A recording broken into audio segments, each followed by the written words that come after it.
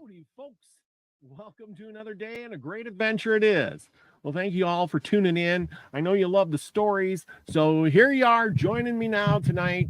And we're going to be going back to the book that we've been reading from this here, the Star Library. This is the Rocky Mountain Adventure. Anyway, so we've been following the adventures of this guy who's hooked up with a fur trading company, and he's going out to record everything. Not so much of the trapping and stuff, but the adventures that happen along the way in the 1840s. He started out in Independence, Missouri, and worked his way through up the Platte River.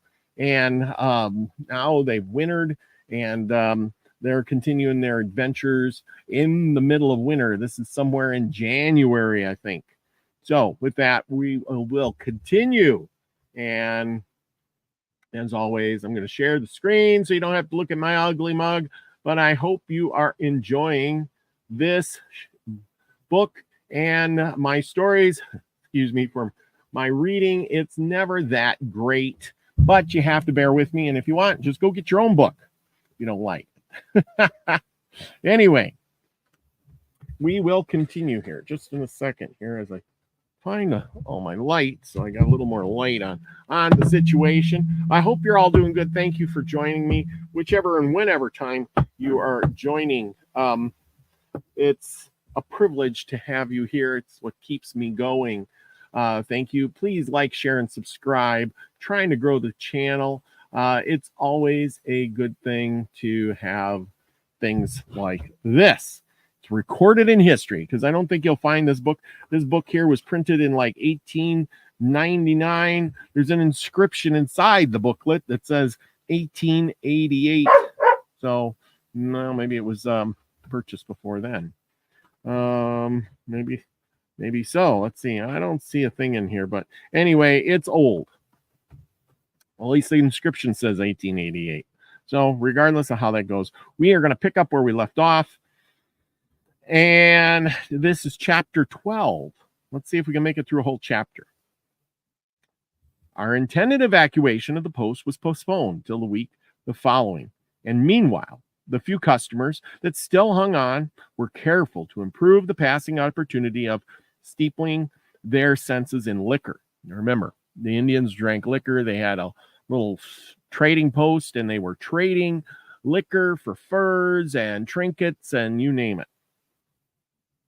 Soon after this, our catalog of disasters was increased by the death of 2 horses, which fell prey to the wolves.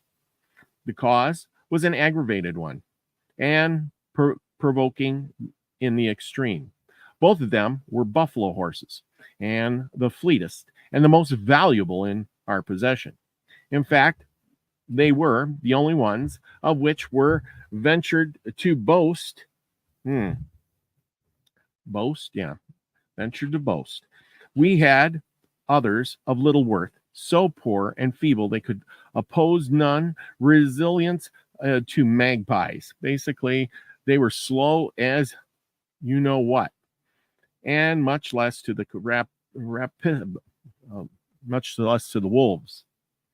But no, these bloodthirsty predators, disastrous at their feast of fat things, were determined to have it, reckless of cost, and in crimsoned tracks coursing the snowy plain of every direction were past the swift.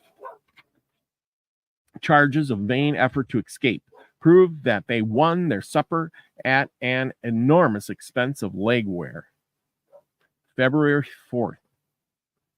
All things being readiness, we bade farewell to winter quarters and commenced our journey. Crossing the river soon after, on ascending an opposing bank, a cart upset and deposited its contents in the water. The load, consisting of robes and powder, became thoroughly saturated, and we were employed a full hour in fishing it out. The stream being waist deep and filled with floating ice, and which were forced to plunge, our task was far from a pleasant one. You know, see, back in the day, you had to cross those rivers. There was no bridges. things like that. So that's kind of how it went.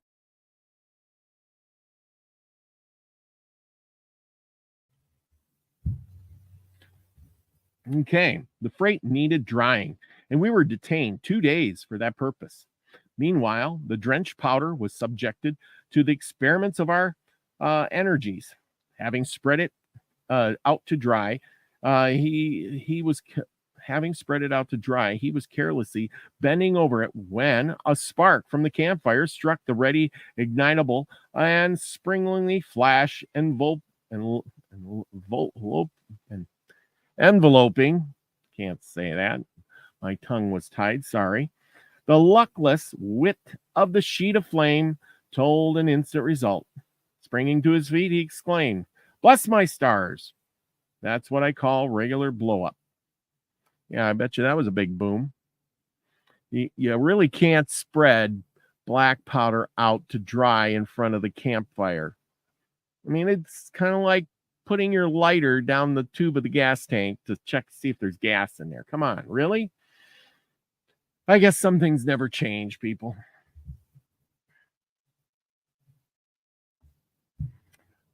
Bless my stars. Ah, that's what he says. Ah, aye, my lad, says one. You was always a bright youth, but never before did you appear so half brilliant. 'Tis the fact, I'm a liar. Resuming our course the second night, following was passed by a pool of water between Liqueur Court and Rawhide. Here, having placed my shoes under my head for better security, I slept soundly till morning.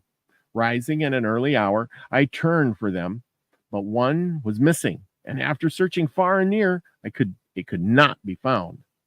The mystery of its disappearance, however, was fully solved by the numerous wolf tracks that appeared on all sides. Some straggling marauder had stolen it during the night and quietly deposited it in his empty stomach as a substitute for an early breakfast. Our camp at Rawhide was beset with the throng of Indians from an adjoining village who, as usual, were loudly clamorous and impromptu for liquor. A beautiful young squaw was brought in to exchange for the article.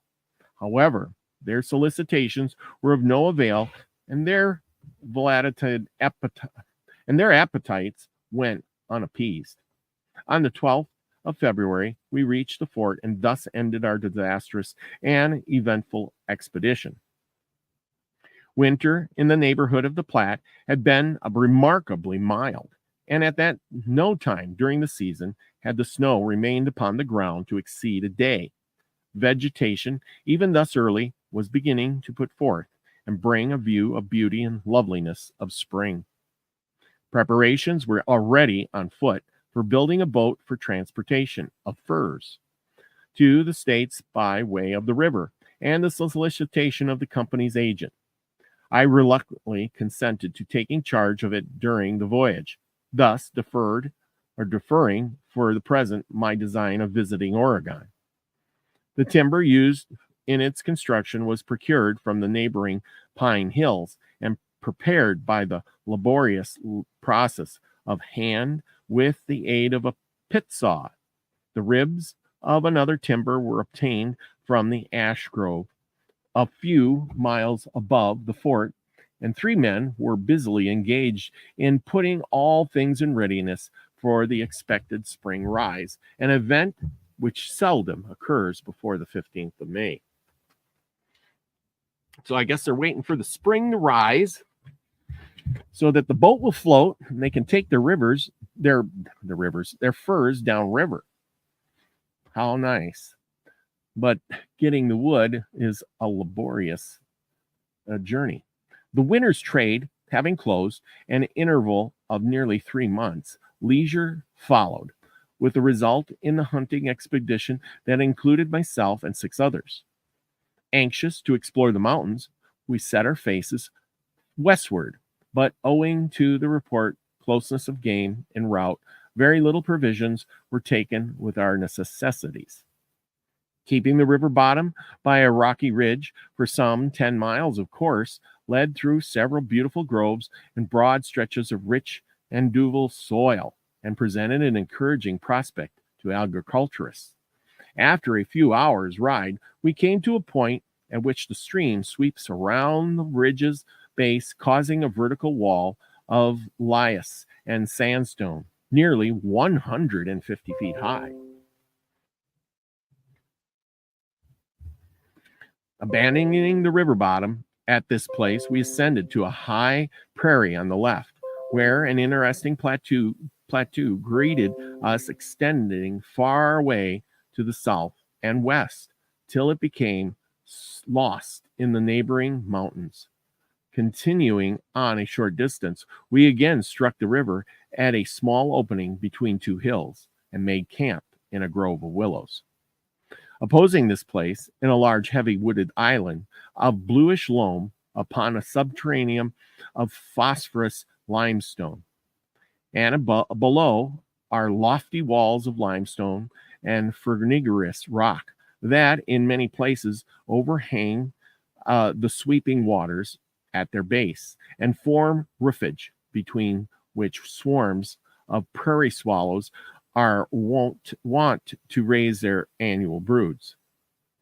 Consuming our scanty supply of provisions at a single meal, each soon disposed of himself for the night.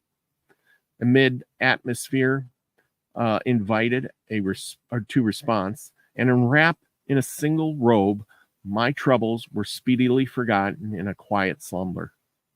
But during the succeeding interval, a change came over the spirit of my dream. It was suddenly aroused by the crash of a huge tree that fell across my bed, and only a provincial curve, arching upwards, had saved me from the instant death.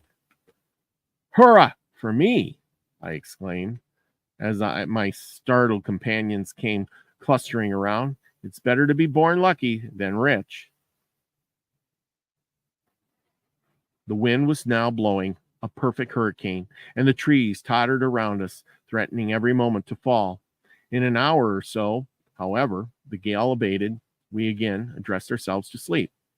Towards morning, feeling a disagreeable warmth and subsequent pressure, I was introduced to uncover and look out, and cause was explained by the presence of a dense snow that covered the ground to the depth of several inches. The fallen snow was melting fast, and that yet descending soon merged into rain.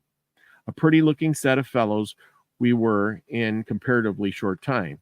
Blankets, robes, clothes, and every article about us were soaking wet, and covered with mud. It required an effort of several hours to kindle a fire, so thoroughly saturated was everything with water. This done, we all gathered around it, and such a group, oh, the beauties of mud and water. A painter might describe it, I cannot. Wow. Yeah, when it rains, everything gets muddy. It really gets muddy. And then what do you got? You just got a big mud soup. Oh, yeah. The buffalo eyes. The buffaloes. We ain't shooting buffalo yet. They're out hunting, though. Let's see. Let's go to this. Nope. Let's go to a picture we haven't seen yet.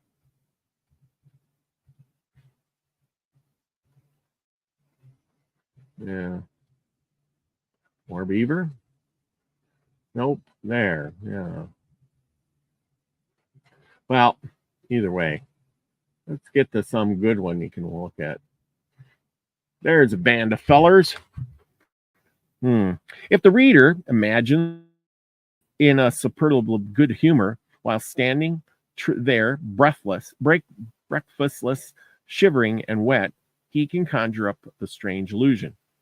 It having ceased raining about midday in the course of the afternoon, we enjoyed a beautiful sunshine for a couple of hours, which enabled us to assume a better traveling plight, and favored by a mild atmosphere and clear sky, on the following morning, we again resumed our course.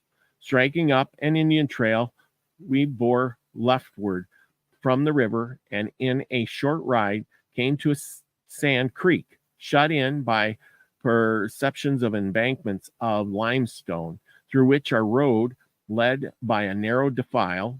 A transparent spring gushes from the right bank and with considerable noise, furnishing a beautiful streamlet to its hereto high bed, which is known as the Warm Spring.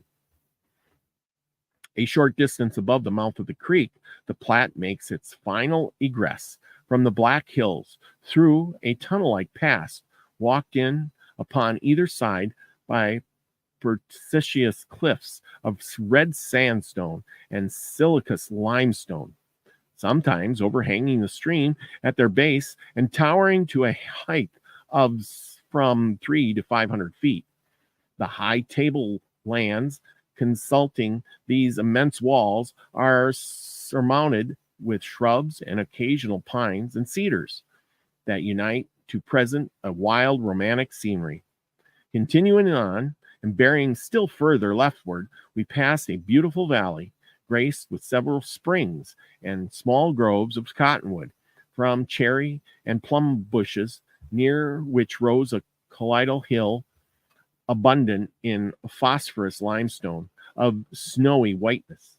A diminutive pond in the vicinity afforded several varieties of the Tercrocerus order, both bihalves and unihalves, a circumference quite rare among mountain waters. The soil of this locality appeared to be a compound of clay, sand, and marl, and well adapted to agriculture.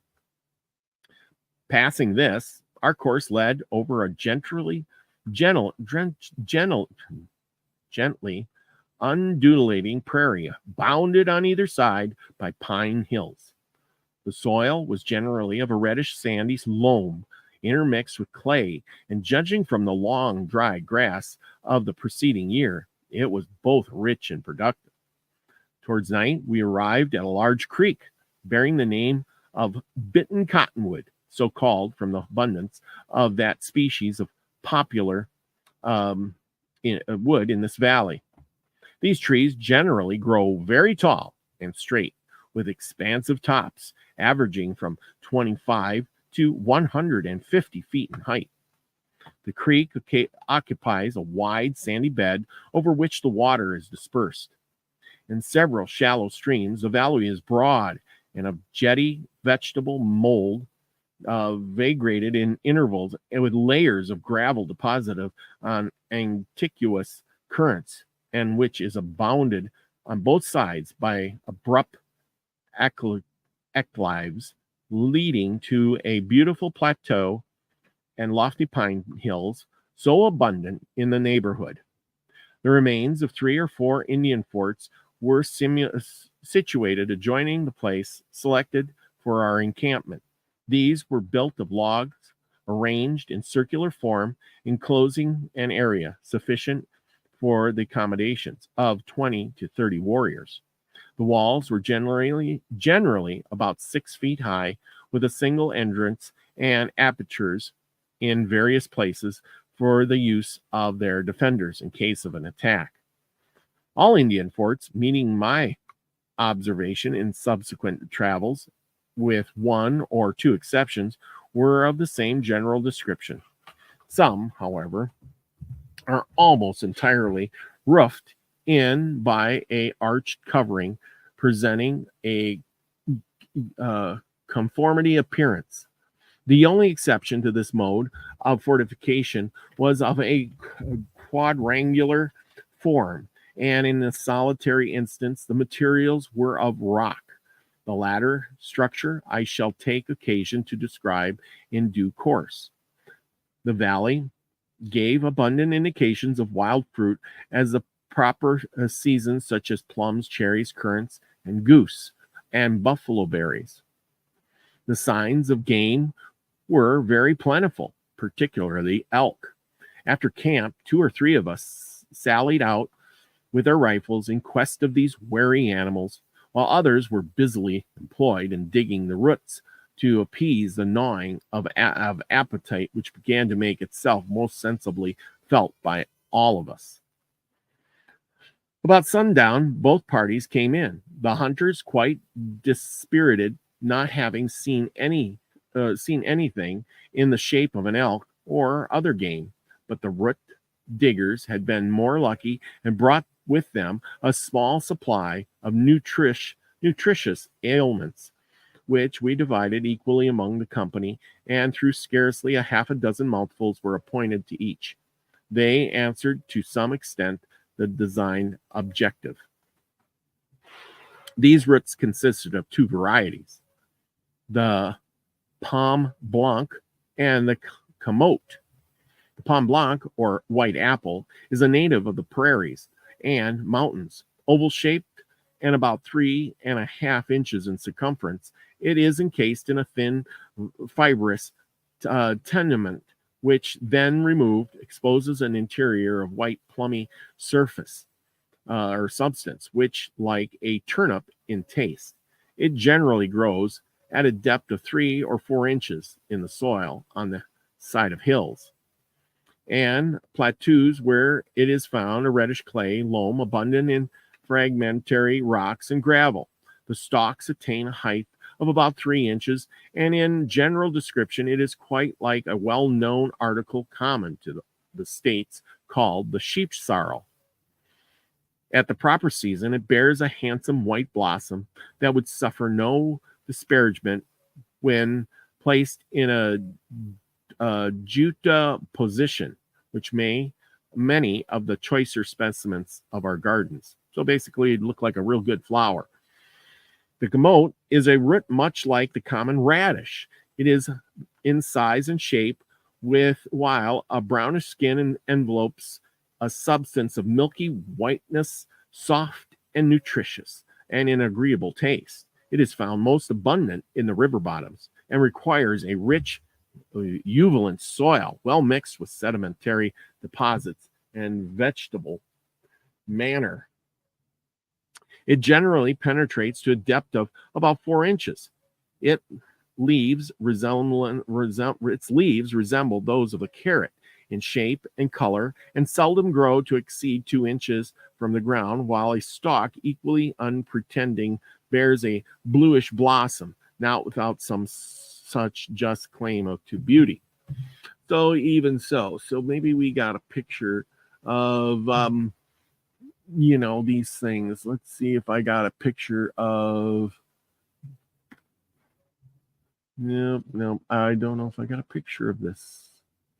I was thinking maybe I got a picture of these things. Let me see. But yeah, they got to this Indian place, and I think that's pretty good. But eating roots every day, oh boy. I mean, roots are good, but would you want to eat roots every day? I don't know.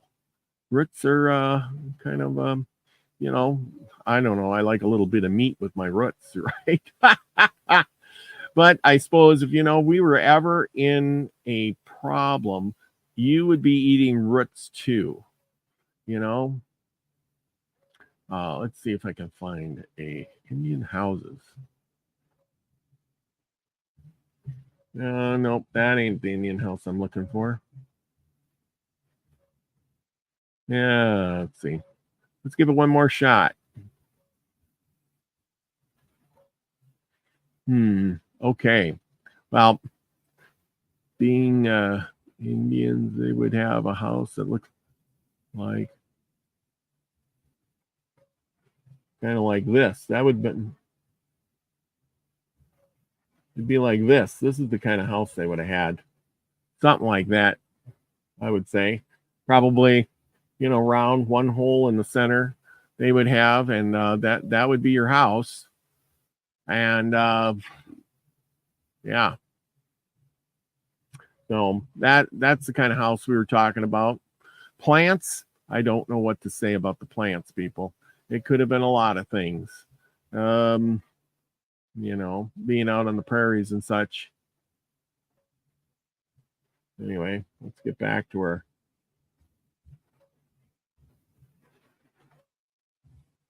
our story. Okay. Anyway, where we use up all our time. We got a little bit left here. Maybe we can make it to the next chapter. The Prome Blanc and the Camote are equally good, whether boiled or raw, and are uniformly harmless, even with those unaccustomed to their use as an article of food. Making way with our scanty supply, a fire was struck and a kettle of tea prepared from wild cherry bark, which proved quite wholesome. This, as I ascertain, is a drink quite common among the mountaineers and Indians in the spring season, and is used for purifying the blood and reducing it to a suitable consistency for the temperature of summer.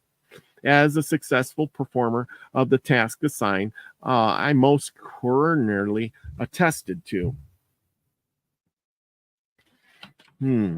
its virtues and recommended it as the most innocent and effective medicine, if medicine it may be called, that can be employed for the result so necessary to general health. Cherry bark. Boil some cherry bark and have cherry bark tea. Go ahead. Interesting. Early in the succeeding day, we resumed our journey. I now, for the first time, noticed a gradual change in the geographical character of the country. The soil in so many places appears to be sterile and is generally of a red clayish nature, mixed with sand and fragmentary rock, and strongly impregnated with mineral salts, among which nitrate forms a prominent component. Some spots, for a considerable extent, are entirely disluted of vegetation, and present a surface of whitened by saltine effervescence, among which the nitrate and sulfate of soda form a predominant part. The character of the various molds which the expedition of the rivers and creeks. It is almost entirely primitive, like numerous stratas of rock upon which these repose. The grasses from the dry species of the previous summer growth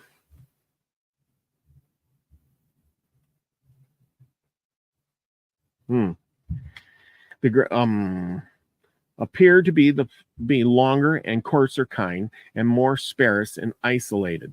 The short buffalo grass of the Grand Prairie had almost entirely disappeared. In some places, a bluish salt grass showed itself in plats uncropped by game, or rather greasewood of mountaineers became quite abundant, as did amethyst or wild sage, together with several species of cacti family, which are the common pests of the mountain prairies.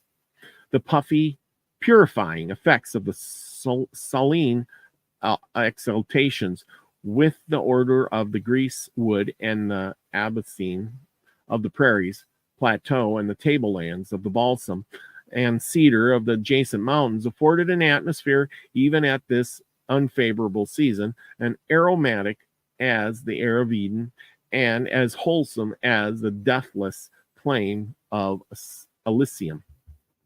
Eastward lay a broad expanse of prairie, bound only by horizon, while westward and upon either hand the high summits of the Black Hills and their pines and snows told our ingress to other and wilder scenes. Of course, for some 20 or 25 miles, led through a broad valley, through occasionally winding among rugged hills of red sandstone and primitive rock, and diluted sides of level summits covered with shrubs and dwarf pines. Sounds like they're in the high prairies. Towards the night, on reaching a small stream called Horseshoe Creek, we struck camp. One of our party, having killed a buck deer, we were promptly on hand and not at all backward in obeying the calls of appetite, sharpened by the continuous absence of 3 days. Wow, 3 days without food and you're still going. Okay. Deer meat at this season of the year is very poor eating, especially that of the buck, it being both lean and tough, but different as it was we were too hungry to be nice. Previous to reaching camp, I rode along the base of a small mountain some distance to the right of the main party in quest of game. There I caught a glimpse of the first panther I had yet met with. Jumping from my horse, I thought to give him a passing shot, but he, neither liking my looks nor the smell of gunpowder, made hastily retreat to his mountain home.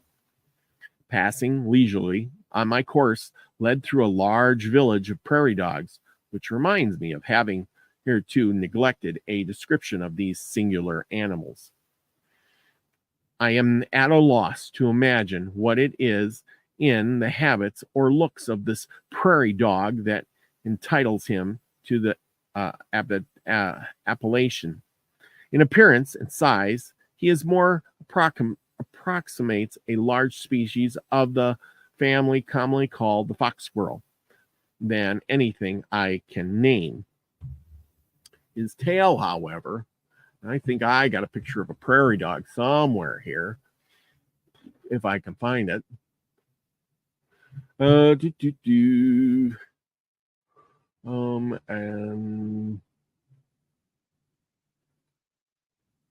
let's see if I can stop share, and then I will get the picture of the prairie dog. I think I got a picture of a prairie dog, so you all can see the picture of the prairie dog.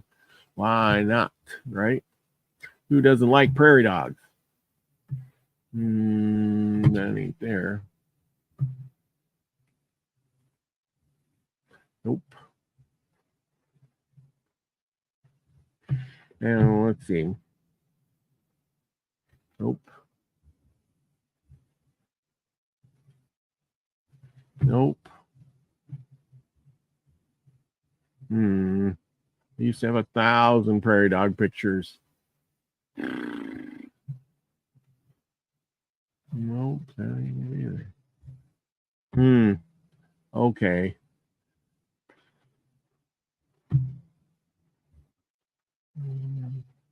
You know, when you want a prairie dog picture, you can't find a prairie dog picture. Boy, oh boy. You know, I have prairie dog pictures, but anyway, I am just going on and on. Okay, anyway, let's go on with the prairie dog. I'll have prairie dog pictures next time. His bark is precisely like that occasional chattering of an animal, and his color is of a brownish red. His habits are quite inoffensive and lead him to procure his food from roots and grasses. Clumsy in his motions, he seldom ventures far from home, fearful of the numerous enemies that beset him on all sides, both from birds and beasts of prey. Okay, and I am going to stop right there, put a mark there so that I can, come back. Okay, well, thank you, people. I don't want to go too long. You know how that goes. You go too long, and then you get bored. And who wants to do that? But anyway, I hope y'all can join me next time where we continue on where he's talking about the prairie dogs. And I should have you some pictures of prairie dogs by then. So join me next time, and we will pick it up right where we left off. Thank you all for joining me now, and go out and make yourself have a great adventure.